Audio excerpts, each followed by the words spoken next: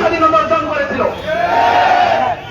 এরপরে দীর্ঘ ইন্ডিয়ার দালালির শেষে বাংলাদেশের ছাত্র জনতারা রাজপথে রক্ত দিয়ে, বাংলাদেশের ওলামায়ে কেরাম রাজপথে রক্ত দিয়ে এই 24-এর স্বাধীনতা অর্জন করেছে।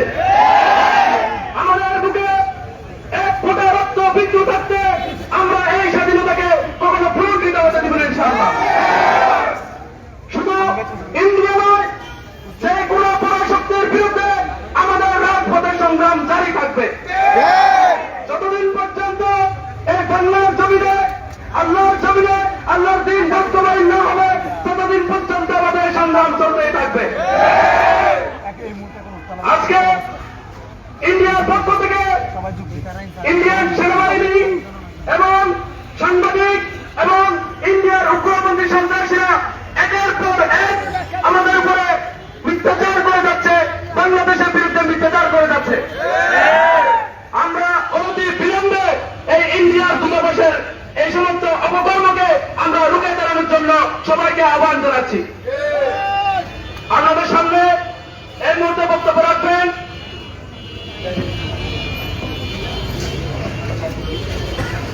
সাধারণ ছাত্র প্রতিনিধি ভাই মোহাম্মদ ইব্রাহিম। সালামু আলাইকুম।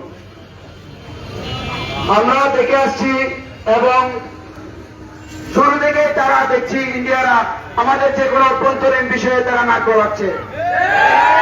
তারা সবসময় দেখে আসছি তারা বক্তব্যে এবং রিপোর্টারের সামনে বলছে তারা বাংলাদেশের অভ্যন্তরীণ বা কোন দেশের অভ্যন্তরীণ বিষয়ে নাক গলাবে না, কিন্তু তারা বরাবরই আমাদের বাংলাদেশের বিরুদ্ধে এবং বাংলাদেশের অভ্যন্তরীণ বিষয়ে নাক গলাচ্ছে।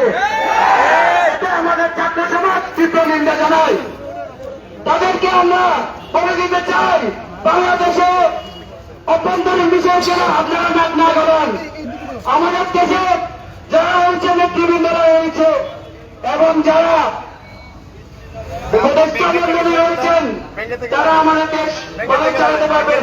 আপনাদের পরামর্শের দরকার নেই। আমরা ছাত্র জনতা হুঁশিয়ারি করে করতে চাই, আপনারা আর যে কোনো বিষয়ে বাংলাদেশের অভ্যন্তরীণ বিষয়ে নাক গলাবেন না।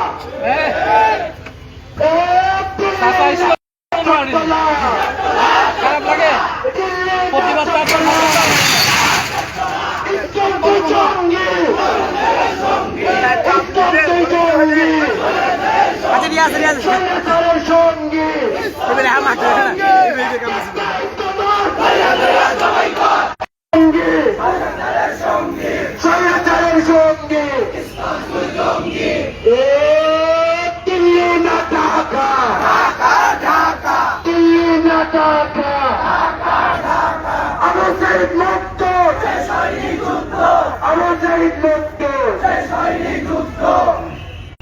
শান্তিপূর্ণভাবে মিছিল আমরা শেষ করব। আপনারা ধীর সুস্থে এগিয়ে যাবেন, স্লোগানের সাথে আপনারা একতা পোষণ করে আগাবেন। উশৃঙ্খলতা কোনো ধরনের উশৃঙ্খলতা করবেন না।